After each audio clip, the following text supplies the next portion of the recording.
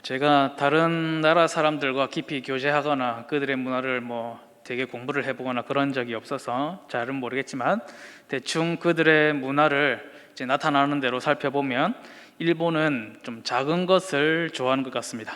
검소하고 작은 집과 작은 차, 그렇게 좋아하고요. 예전부터 가전제품들이 나오면 그것을 소형화시켜서 오히려 들고 다닐 수 있는 그런 기술, 작게 만드는 기술이 좋아가지고 경제적인 부흥도 겪었습니다.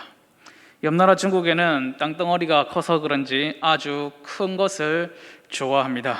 삼국지 명장 중에 한 명인 관우상을 수백억 원을 들여서 아파트 20층 높이로 만들고, 성을 쌓아도 그냥 쌓는 게 아니라 만리로 쌓아서 장성을 만듭니다. 우리나라는 어떨까요? 제 생각에는 두 쪽 다 좋아하는 것 같습니다. 작으면 아예 작고 크면 아예 크고 그렇게 되는 것을 좋아하는 것 같습니다. 그러나 아무래도 큰 것을 좋아하는 경향이 더 많은 것 같습니다. 그래서 우리나라 이름을 부를 때에도 그냥 한국이라고 부르지 않고 대한민국이다, 이렇게 이름을 부르죠. 차 한 대를 사더라도 큰 차를 사는 것을 좋아하고, TV도 화면이 크고 시원한 것을 좋아하고, 아파트도 청소하기 힘들지언정 아주 큰 평수에서 사는 것을 좋아합니다. 말 안 듣는 자녀들 혼을 낼 때에는 큰 죄를 지으면 큰 회초리로 그렇게 혼을 내고, 또 어린아이는 병원 가서 큰 주사, 아픈 주사를 놓게 하겠다, 이렇게 겁을 주기도 합니다. 그리고 사람이라면 또 사람의 모습을 보고서는 또 키 큰 것을 좋아합니다. 개인적으로 그건 좀 악한 생각이 아닌가, 그런 생각을 가지고 있습니다. 아무튼 큰 것을 사모하는 마음은 하나님께서 각 사람에게, 사람을 지으실 때 주신 본성이 아닐까, 그런 생각이 듭니다. 그래서 자고로 좋은 것은 큰 것, 나쁜 것은 작은 것을 좋게 여기는 것이죠.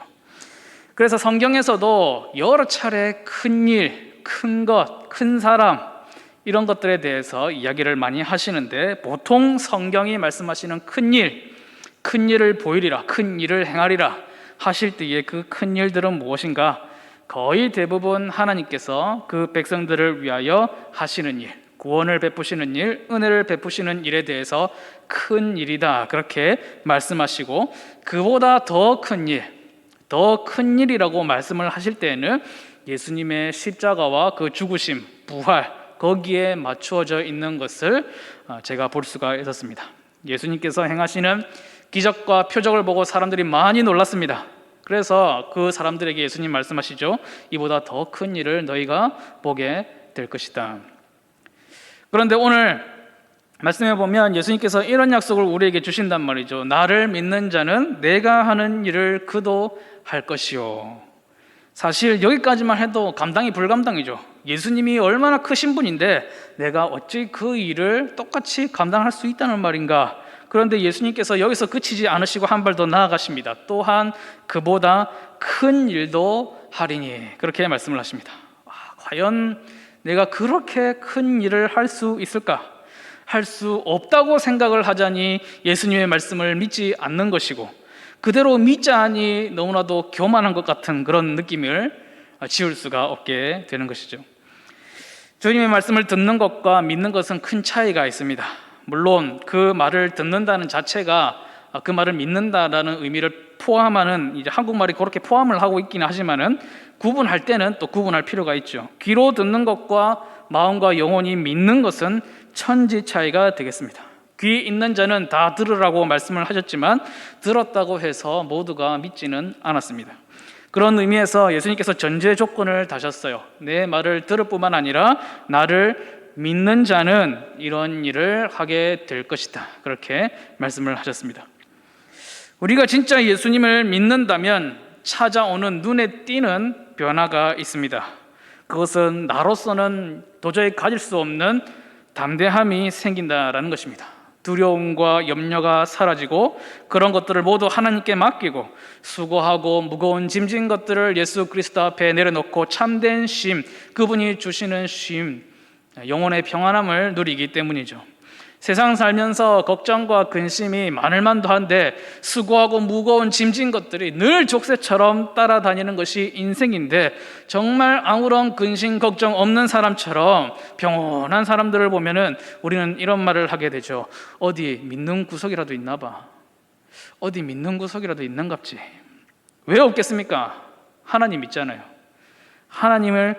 하나님께서 우리와 함께 하심을, 나와 함께 하심을 믿기 때문에 우리는 그러한 질문을 받을 수 있는 평안한, 그리고 평온한 눈빛과 마음가짐을 가질 수 있는 것이죠.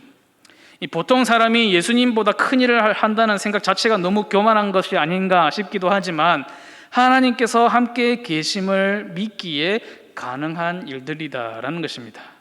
나는 사실 별것 아니라고 하더라도 큰 백, 너무 큰 백이 있으면 담대해지잖아요. 그죠? 어린아이들 싸울 때 보면 자기들은 아무것도 아니에요.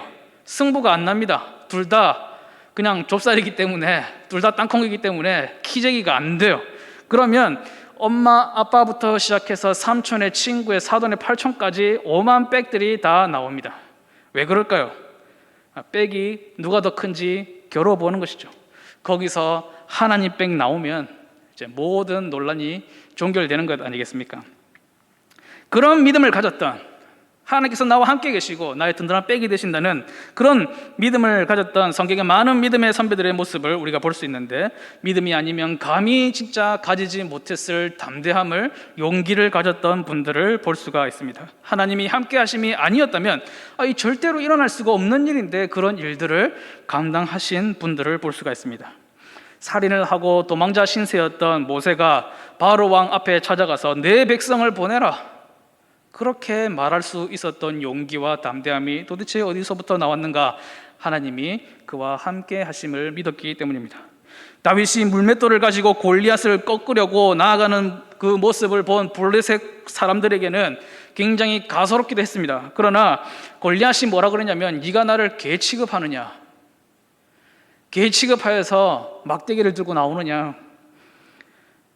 다윗이 굉장히 교만해 보였던 것이죠. 심지어 다윗의 형들도 네가 마음이 완악하여서 전쟁을 구경하러 왔고, 이스라엘 같은 편 군사들도 다윗의 모습을 탐탁치 않게 여겼습니다.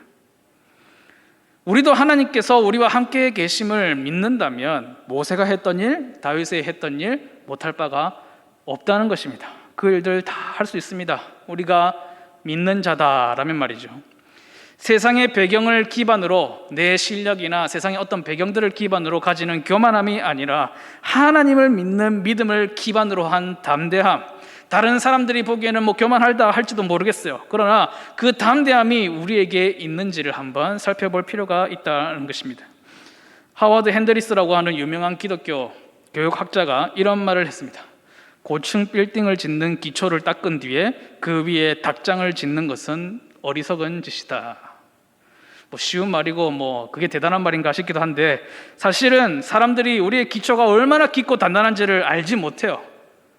믿는 자들, 예수쟁이라고 하는 사람들, 그 기초가 얼마나 대단한지 모르기 때문에 우리가 대단한 집을 지으려고 하고 고층 빌딩을 지으려고, 큰 집을 지으려고 할 때에 저 사람들 굉장히 교만하다, 참 이상한 사람들이다, 뭘 믿고 저렇게 까부냐, 이렇게 생각할 것입니다.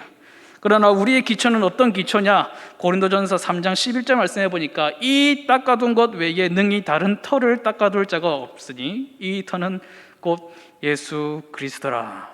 아멘. 하나님의 말씀을 듣고 또 믿는 자의 기초는 예수 그리스도이십니다. 우리는 예수님께서 마련해 주신 그 든든한 큰 터 위에 기초를 세우고 그 기초 위에 무엇을 세우고 있는지를 한번 점검해 보아야 하겠습니다. 오늘 11절 말씀을 보면 예수님께서 자신이 하나님의 아들인 것을 믿어라, 그렇게 말씀을 하시면서 그거를 잘 못 믿겠거들라 무엇을 보고 믿으라고 얘기하십니까? 내가 행하는 그 일로 말미암아 나를 믿으라고 말씀을 하십니다. 아주 자신감이 넘치는 말씀이시죠. 내 삶에 행한 일들을 보면 내가 하나님의 아들인 것을, 하나님이 내 안에 계시고 내가 하나님 안에 있는 것을 너희가 믿을 수밖에 없을 것이다. 내 삶이 그 증거다, 그렇게 말씀을 하시는 것이죠. 이것은 지금껏 보이신 일들은 물론이고 앞으로도 지금까지 너희가 본 것은 물론이고 앞으로도 이제 예수님께서 보여주실 그 모든 행한 일을 보고 너희가 믿을지 말지, 내가 하나님의 아들인지 아닌지를 너희가 믿든지 말든지 판단을 해보라는 것이죠. 그동안 예수님과 동행하면서도 그분의 본질을 잘 이해하지 못했던 사람들, 제자들이죠. 그분이 하시고자 하시는 그 십자가 사역을 오해했던 분, 제자들입니다. 그분들이 죽으시고 부활하신 예수님을 통하여서 그 모든 이전의 말씀들을 다 깨닫고 오순절 성령의 강림으로 말미암아 능력을 얻어서 많은 일들을 행했듯이 우리에게도 예수 그리스도의 그 십자가 사역이야말로 그분을 믿는 핵심 내용이 되겠습니다. 제자들이 다른 것을 보고는 이해하지 못하고 믿지 못했지만 십자가의 죽으심과 부활을 보고는 모든 것을 이해하고 믿었듯이 우리도 십자가의 그 죽으심과 부활하심을 통해서 예수님께서 하나님의 아들이신 것을 믿는 가장 결정적인 증거, 가장 결정적인 큰 일이 되겠습니다.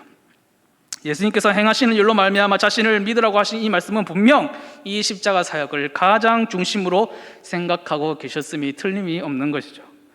그러면 예수님이 하신 일을 하고 그분이 하신 일보다 더 큰 일도 한다 그러면 일단 기본적으로 죽을 때는 지금 죽더라도 십자가에서 죽어야 되는가 보다, 죽을 때는 십자가에 달려 죽어야 되는가 보다, 그런 신용이라도 해야 되는가 보다 싶기도 하죠. 물론 베드로가 십자가에 달려 죽었다라는 기록도 있습니다만은 예수님의 십자가 구원은 단번에 완전히 이루신 구원의 길이기 때문에 다시는 그러한 제사가 필요하지 않고, 그러면 십자가를 지신 이유, 예수님께서 그 길을 열으셔야만 했던 이유, 그 일의 본질을 우리가 살려야 된다는 것입니다. 바로 영혼을 구원하는 일, 예수님이 생각하시는 큰 일, 큰 거, 바로 사람을 살리는 일이었다라는 것입니다. 그러면 그보다 더 큰 일을 한다고 우리에게 얘기하실 때 사람 살리는 일을 하신 예수님의 일보다 더 큰 일이 있단 말인가? 무엇이 더 클까? 앞서 말씀드린 모세나 다윗의 예처럼 위대하거나 대단한 일, 아니면 특별한 일, 그런 일일 수도 있겠습니다만은 많은 성경학자들이 이 크다는 것이 크기나 어려운 정도가 아니라 일의 범위다라고 의견을 모읍니다. 짧은 기간 동안에 이스라엘에 집중되어 있었던 예수님의 사역 범위를 넘어서 그의 제자들이 온 세계에 사람 살리는 복음 전파하는 그 거리의 크기가 예수님이 하신 일보다 큰 일을 했다라는 것이죠. 그 큰 일은 바로 세계 선교를 이야기하는 것이다, 그렇게 입을 모읍니다. 큰 것 이야기하는 중이니까 세계 3대 종교라고 하면은 기독교, 그리고 이슬람교, 불교를 이야기를 하는데요. 이슬람에는 마호메트가 있고 불교에는 석가모니가 있는데 그들은 제법 오랜 시간 동안 그 종교를 세우고 터를 닦았습니다. 그런데 우리 예수님은 짧은 생이셨지만은 그 중에서도 또 3년 만에 그 공생의 기간을 통해서 교회의 토대를 세우셨단 말이죠. 육신을 입고 오신 예수님은 이스라엘을 중심으로 사역을 행하셨습니다. 그런데 그분의 제자들, 그리고 특별히 바울의 전도 여행, 이런 것들을 보면, 그리고 지금의 우리 수종교회까지 그 범위가 확장에 있어서는 굉장히 범위가 커졌죠. 이것을 두고 예수님께서는 자신이 하신 사람 살리는 일을 우리가 할 뿐만 아니라 그 더 넓은 범위에서 더 많은 사람들을 만나고 그들을 구원하는 일을 행하게 될 것이다, 그 말씀을 우리에게 주신 것이죠. 사실 이 사실을 뒷받침하는 그런 근거가 되는 것이 뭐냐면 12절 마지막 부분에 있습니다. 내가 아버지께로 감이라. 이제 예수님께서는 짧은 공생애를 마치시고 예수님께서 십자가를 지시고 죽으시고 부활하셔서 하나님께로 가시기 때문에 남아있는 제자들이 더 많은 일을 해야 된다, 더 넓은 일을 해야 된다, 그래서 더 큰 일을 행할 것이라고 말씀을 하시는 것이죠. 무엇을 통해서 하느냐? 예수님을 믿는 그 믿음을 통해서 한다라는 것입니다. 그런데 말이죠, 이 베드로가 무리를 걷던 예수님을 보고 자신도 물 위에 섰습니다. 바람이 불고 파도가 일자 두려워하여 물에 빠지게 된 모습이 기억이 납니다. 믿음이라고 하는 것이 산 위에 박혀있는 어떤 커다란 바위, 요지부동한 그런 바위와 같지 않아서 흔들리기도 하고 약해지기도 한단 말이죠. 그래서 물에 빠져버린 베드로 같은 모습이 될 때도 많이 있습니다. 그러나 우리는 이 실패를 보는 눈이 달라져야 된다는 것이죠. 잠시였지만 예수님이 하신 일을 자신도 행했던 그 베드로의 특별한 경험은 다른 제자들에게는 결코 가질 수 없는 내공이 되었습니다. 다른 제자들은 그런 시도도 해보지 못했고 경험조차 해보지 못했던 것이죠. 성경은 이러한 무모해 보이는 베드로의 도전에 초점을 맞추고 있습니다. 예수님이 하신 일이라면 나도 해야 된다. 예수님이 하시는 일이라면 나도 할 수 있어야 된다는 그런 제자다운 생각, 그런 도전, 거기에 성경이 초점을 맞추고 있다는 것입니다. 실수와 실패를 경험할 때도 있죠. 예수님과 같이 되고자 하지만 우리는 창조주 하나님이신 예수님이 아니라 피조물인 인간이기 때문에 실패와 실수를 자주 경험할 수 있습니다. 빠져가는 베드로에게 예수님께서 손을 내미셨죠. 베드로가 도움을 요청할 때 손을 내미셨습니다. 그리고 이러한 실수를 겪게 된 이유에 대해서 설명을 하시는데, 믿음이 적어서 의심하였구나. 저번에 이 사건을 본문으로 설교를 하면서 말씀을 드린 적이 있지만, 이 믿음은 예수님을 향한 믿음이 적어서 의심했다는 게 아닙니다. 예수님은 바람이 불든지 파도가 치든지 끄떡 없으셨어요. 물 위에 서 계셨습니다. 믿음이 적거나 의심하거나 그럴 여지가 없이 굳건하셨어요. 베드로는 누구를 의심했느냐? 내가 예수님과 같이 할 수 있다라는 그 믿음을 가지고 내딛었는데 바람이 불고 파도가 치니까 막 그 믿음이 흔들려서 하나님이 나와 함께 하시고 나는 할 수 있다라는 그 믿음이 흔들려 버린 것이죠. 예수님이 하나님 안에 거하시고 하나님이 예수님 안에 거하시듯 성령 하나님께서 내 안에 거하시고 내가 성령 하나님 안에 거한다는 그 믿음, 바람이 불면 파도가 치면 인생이 연약하여서 흔들릴 수도 있습니다. 그러나 그런 실패에 대해서 예수님이 손을 내밀어 주지 아니하시고 그냥 물속에 빠져 떠내려가도록 두시지 않는다는 것이죠. 오늘 다 읽지는 않았지만 요한복음 14장에 반복되는 이야기들이 많이 있습니다. 정리해보면 나를 믿으라고 하는 예수님의 간절한 이 부탁, 이 간절한 자기 PR, 그것이 계속해서 반복되고 있고요. 내가 아버지 안에, 아버지가 내 안에, 이 이야기도 계속해서 반복이 됩니다. 그리고 또 반복되는 것이 무엇이냐면 구하라 내가 행하리라, 이 이야기가 몇 차례 반복됩니다. 이 반복되는 이야기만 쪽 빼가지고 정리를 해보면 예수님이 이 사실을 강조하고 계시는 것이죠. 나를 믿고 구해라, 하나님의 능력으로 내가 행하여 주리라. 그 이야기를 주된 이야기로 삼고 이것을 꼭 마음속에 심어주고 싶으셨던 거예요. 보통 사람들은 계산하기를 좋아하거든요. 계산이 나오는 일을 좋아하고 빠른 계산이 되는 일을 좋아합니다. 조금이라도 이득이 되면 그 티끌을 모아서 빨리 태산을 이루어 내가 큰 일을 만들겠다, 큰 일이 되게 하겠다라는 그런 심산이 있습니다. 그러나 저와 여러분에게 있어서 그런 빠른 계산은 솔직히 필요가 없습니다. 하나님께서 개입하시고 이끌어가시고 채워주실 부분을 완전히 차단할 만큼 빠삭한 계산이 필요하지 않다는 것이죠. 다만 이런 계산은 조금 필요할 것 같습니다. 나의 믿음은 어떠한가? 나는 나의 기초가 되시는 예수 그리스도라는 그 반석 위에 어울리는 집을 짓고 있는가 하는 그런 계산입니다. 나는 예수님이 하시는 일을 하고 있는가? 그보다 더 넓고 더 큰 일을 하라고 하셨는데 그런 일들을 내가 지금도 차곡차곡 하고 있는가? 얼마나 쌓여져 가고 있는가? 그런 계산들은 필요한 것 같습니다. 예수님께서 이 땅에서 몇 세까지 공생애를 하시고 몇 세에 돌아가셨는가, 몇 세까지 사셨는가, 거기에 대해서는 아직도 공방이 많습니다. 심지어는 50세 이야기도 많이 있더라고요.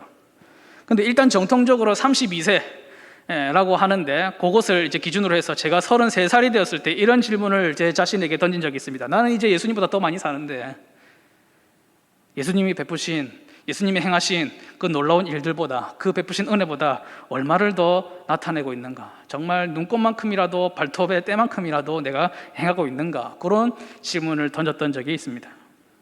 여기 함께 계시는 분들은 대부분 이제 예수님보다 장수하시는 그런 분들이시죠.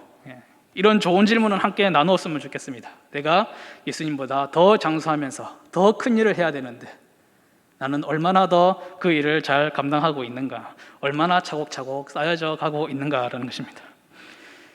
예수님께서 저와 여러분이 예수님보다 더 큰 일을 행하리라 기대하고 계시기 때문입니다. 사랑하는 성도 여러분, 담대하시기를 바랍니다. 여러분들은 큰 일을 행하실 분들입니다. 우리의 큰 일이란 염려함으로 키를 한 자라도 키우려고 하는 그런 일들이 아닙니다. 큰 차나 큰 집을 사기 위한 일도 아닙니다. 예수님이 하신 일을 보고서라도 믿으라고 하신 것과 같이 우리가 하는 일을 통해서라도 예수님을 믿도록 하는, 사람을 살리는 큰 일을 우리가 해야 하는 사람들입니다. 그러나 실패를 두려워하지 마시기 바랍니다. 실패와 실수마다 좌절하고 포기했더라면 우리는 지금까지 여기까지 오지 못했을 것입니다. 우리 교회는 70년을 그 일을 감당해 왔습니다. 기도하면 회복해 하시고, 기도하면 새롭게 하시고, 기도하면 더 큰 일을 가능하게 하게 해주시겠다, 그렇게 약속을 하셨습니다. 우리의 믿음이 하나님께로 향하여 있기만 하면 되는 것이죠. 한정없이, 끝도 없이 언제까지 일을 해야 되는가, 한정없이 큰 일을 맡기신 것도 아닙니다. 우리 주님 아버지께로 가시면서 이 일을 맡기신 것과 같이 다시 곧 오셔서 우리가 행한 일에 대한 것을 갚아 주실 것입니다. 우리 성도들 큰 일 하시는 큰 사람 되시기를 바랍니다. 우리 교회 하나님 앞에서 이 큰 일을 감당하는 큰 교회 되기를 주님의 이름으로 축복합니다.